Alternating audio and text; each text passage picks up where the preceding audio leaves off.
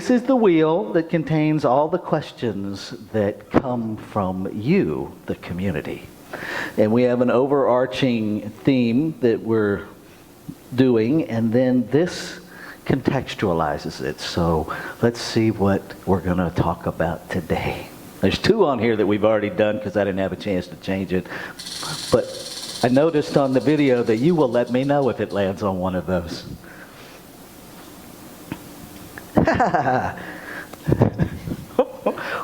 Y'all asked some challenging questions, I'm just going to say. Here we go. How does science of mind explain the Antichrist? Oh, just a little question. I'm with you, Harry. Maybe someone will inform me during our time of spiritual practice. Something, someone, open to receiving now. Let's be clear. So, our overarching theme this year is first thing first, reminding us to be present in each moment one at a time. And then we're doing the 12 steps and 12 traditions of recovery. First 2 weeks we do a step, second 2 weeks we do a tradition. And I invite you again, as I will continue to think about it not from recovering from something, but about recovering something. Recovering your authentic self. Because these steps provide a very practical way to do that. There's an actual book out, the 12 Dale introduced me to this, the 12 steps for everyone who wants them. Okay? You don't have to be a part of a substance-related program to use these 12 steps. And in fact, today's tradition, we're in the 6th tradition, which the original writing of the 6th tradition is this: an AA group ought never endorse, finance, or lend the AA name to any related facility or outside enterprise lest money, property, or prestige divert us from our primary purpose. What the heck does that mean? If you're wondering that, good. Because there's a lot of people that are in 12-step recovery groups that can't tell you what that means. Let's reframe it. Columbia/Greater Baltimore Center for Spiritual Living ought never endorse, finance, or lend its name to any related facility or outside enterprise, lest problems of money, property, or prestige divert us from our primary purpose. It demands that we know what our primary purpose is to start with, right? Why do we exist? And I would suspect if I ask each of you individually, I would get slightly different answers. And so part of the challenge is coming together as a community to get clear about what our primary purpose is. Well, some people would say it's love. Some people will say it's teaching science of mind. Some people will say it's providing a place for people to gather in spiritual community. And it's all of those things. And so coming up with a clear one-liner is challenging because we are so many things. The point of this tradition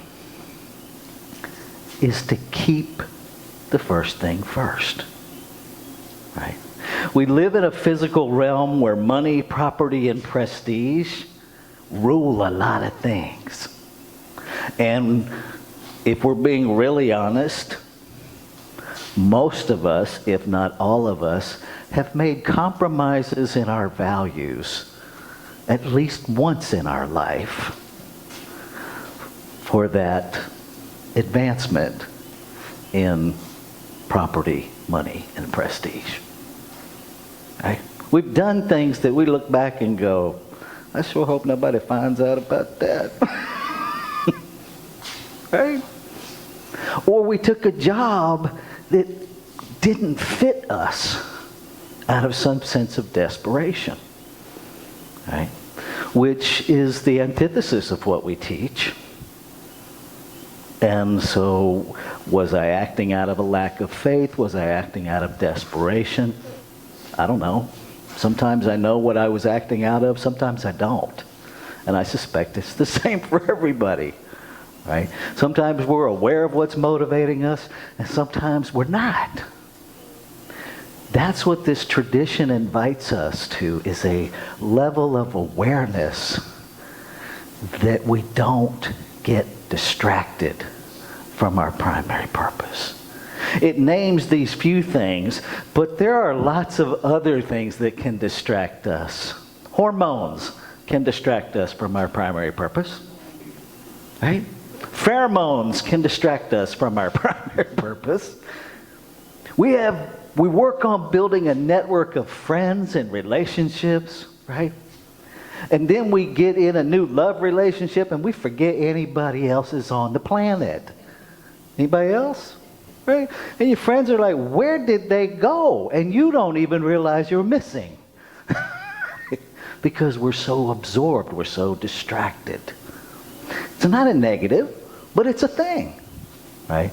And so this tradition invites us to continuously check ourselves. What is our primary purpose as a community? Right? What is our primary purpose as an individual? What is our primary purpose within the greater community as a overarching CSL organization? And here's a trick. Do they line up? Do they line up? Because I want to say this, and I want to be really clear because it's true and I mean it. If you have to give up your primary purpose, what your soul is calling you to do, to be a part of this community, stop. Go do what you're called to do. Because being a part of this community should not necessitate you sacrificing your authentic call. Right? And if you feel like it does, please come talk to me, because there's something going on I don't know about. And I need to know so we can heal that. Right? If we as a community have to give up our primary purpose and our authenticity to be a part of Centers for Spiritual Living, we'd be having a conversation. Right? Because it wouldn't work. Because then we get all fractured. And what does that look like?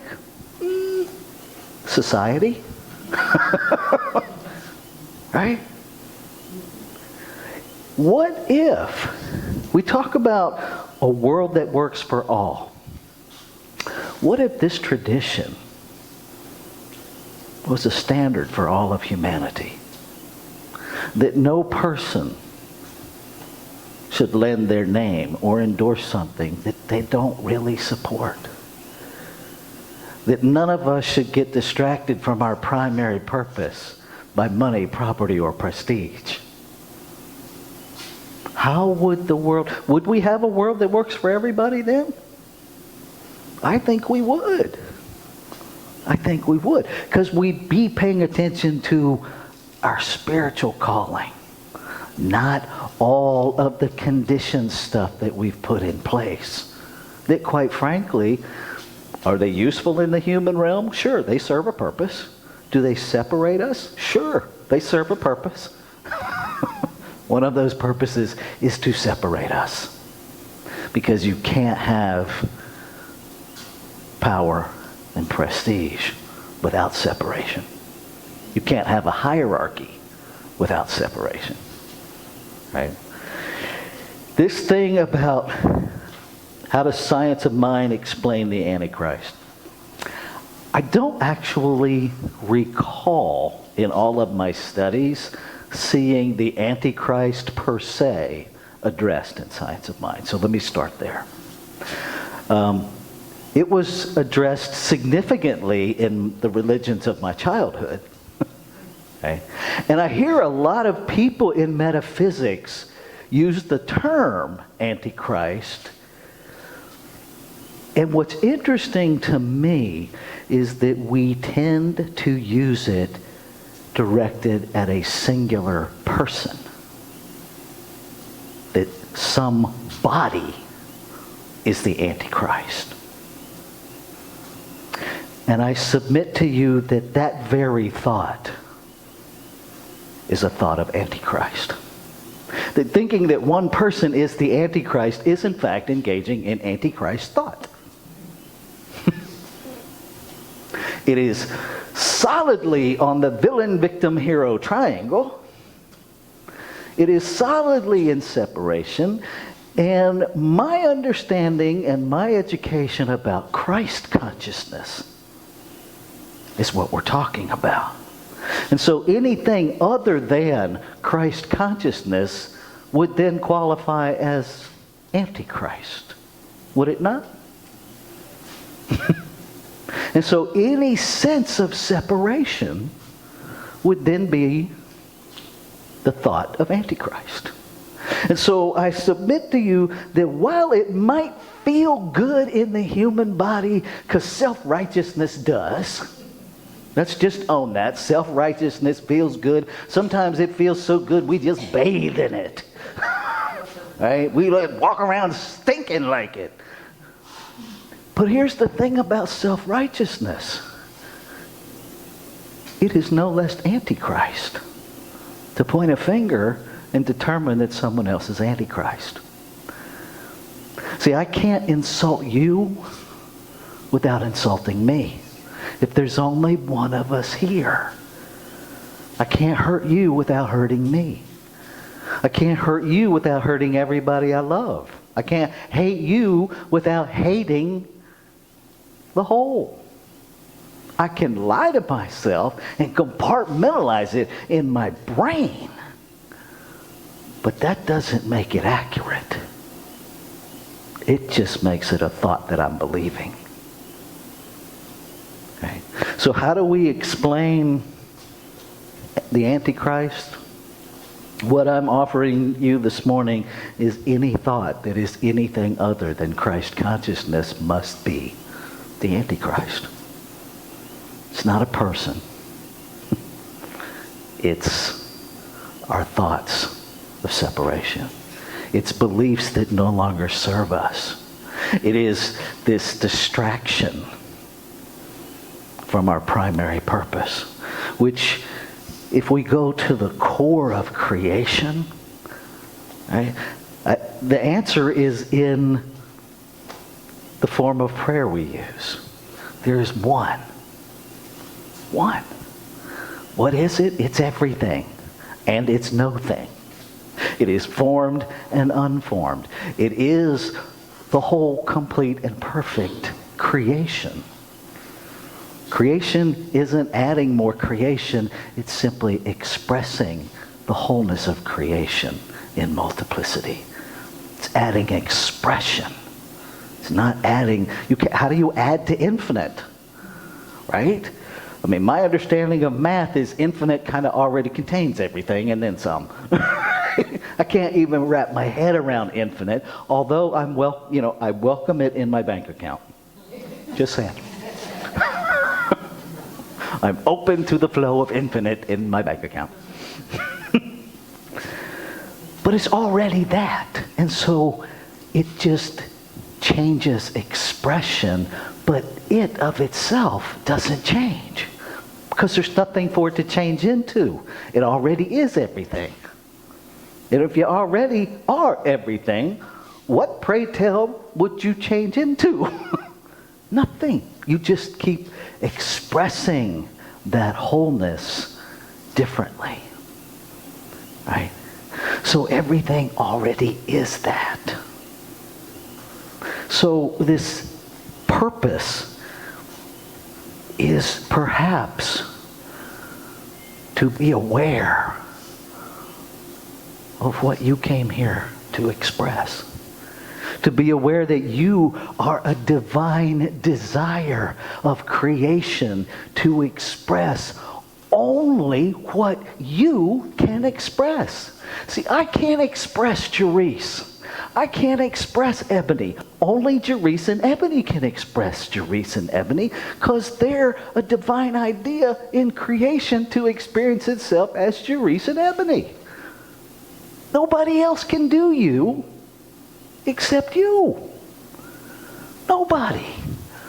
And sometimes money, property, and prestige divert us from our primary purpose to where some of us spend our entire lives trying to change everybody else, and we never live who we are. I think that's the Antichrist.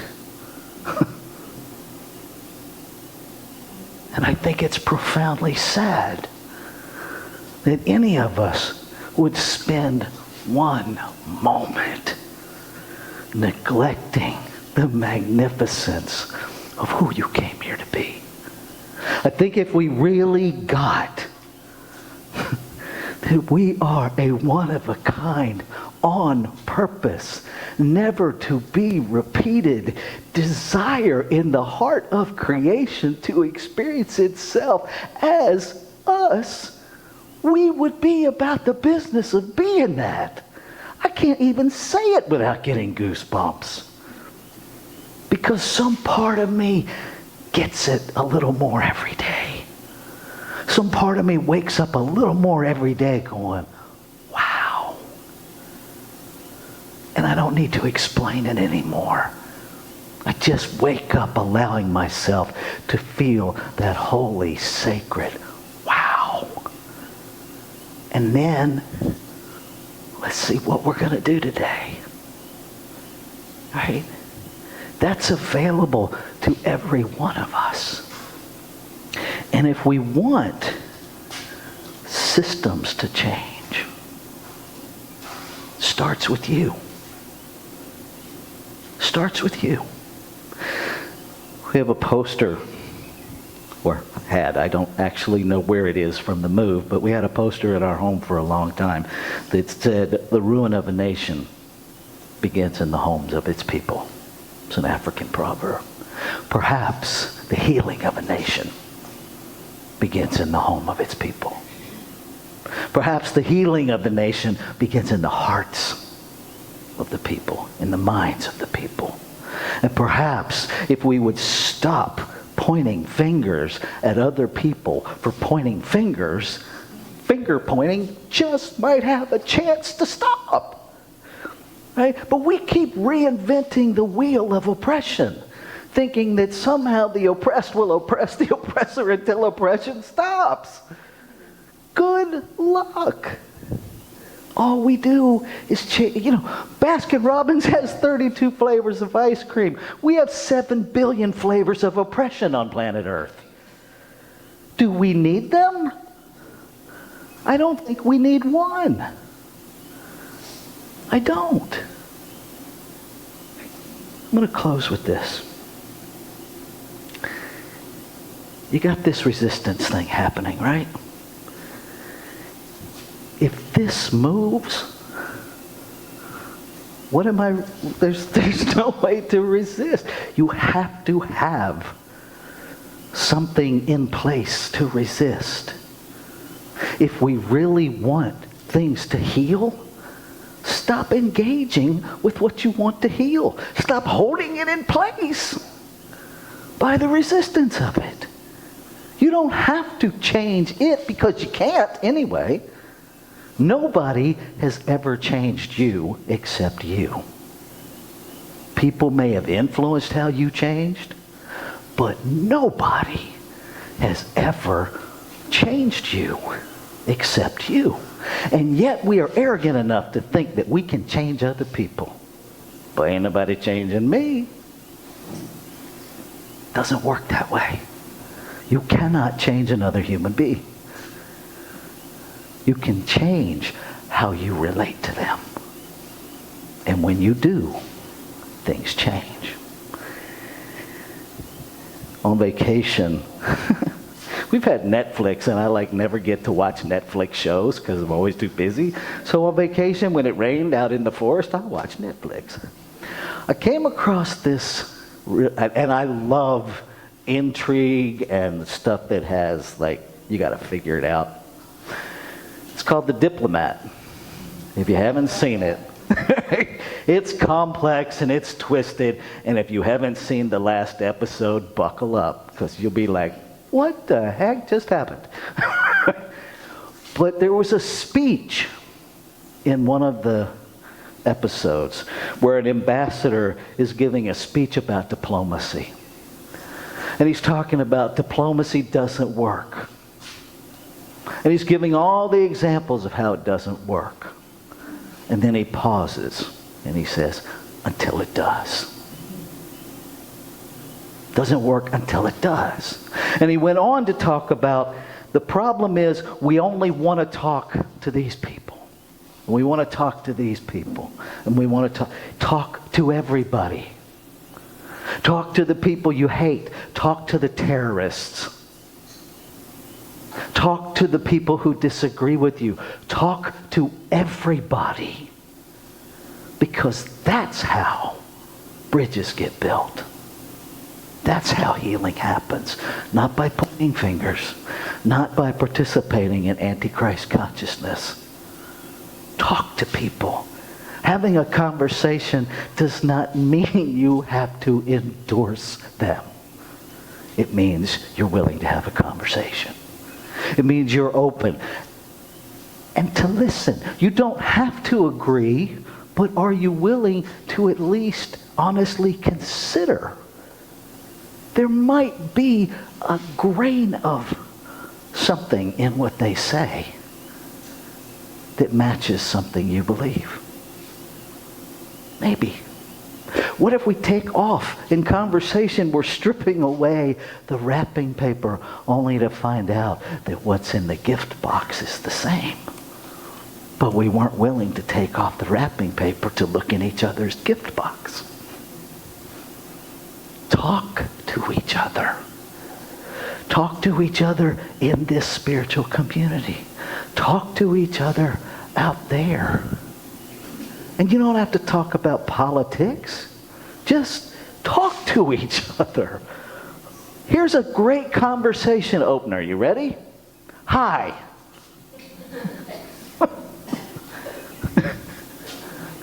Afternoon. So what do you think about the weather? You don't have to make it complicated. Right?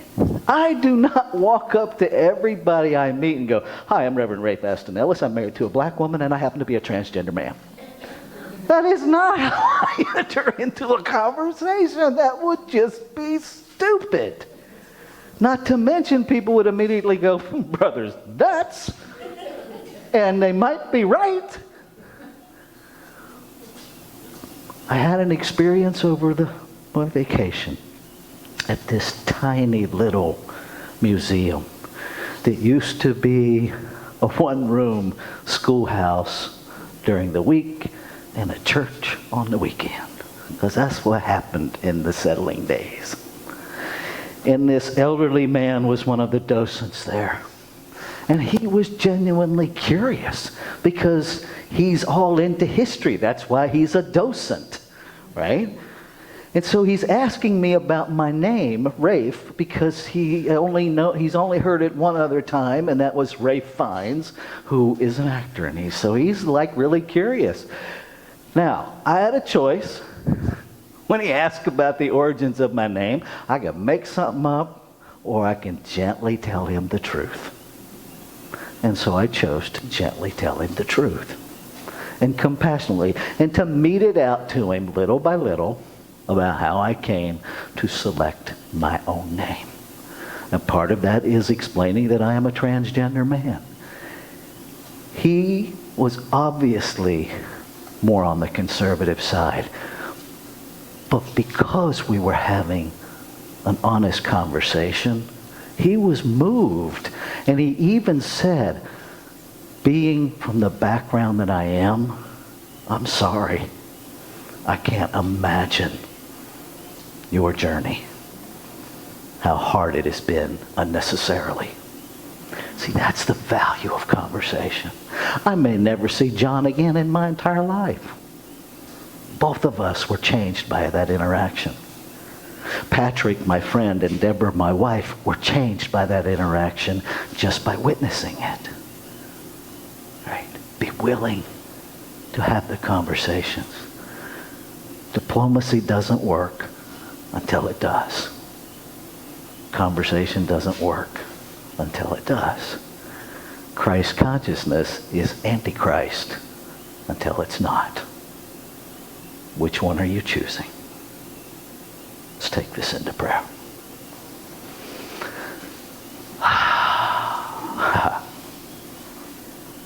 So what I know is that there's still only one. One undivided something that is simultaneously everything and nothing. That is simultaneously formed and unformed. That is infinite and finite in expression. That it in and of itself is whole, perfect, and complete. And so all that is expressed out of it, that we call creation, must be the foundation of wholeness, completeness, and perfection. The essence of all being. So that is my nature. Knowing that this one is all of creation, and knowing that I am here, I know that I am a divine idea, a divine desire of creation to know itself, to experience itself, to experience its life as me. And I know that what is true of me must be absolutely true of all life. And so I claim and affirm that every form of life that has the capacity to recognize its magnificence is recognizing that, is allowing that reality that each one is a desire of creation to know itself uniquely, specifically, only as them, is coming into awareness, into an experienced reality, into an undeniable, holy wow that is the foundation of that primary purpose, to be that and to see that in all other beings. And so knowing that the word spoken must be the word fulfilled, I celebrate. I celebrate that it's already done. No waiting period. Done. And so I celebrate. And so I let go of all of the noise, all of the static in my head and in my belief system that distracts me from that truth. I let go of it all so that I can live into a greater experience of I am.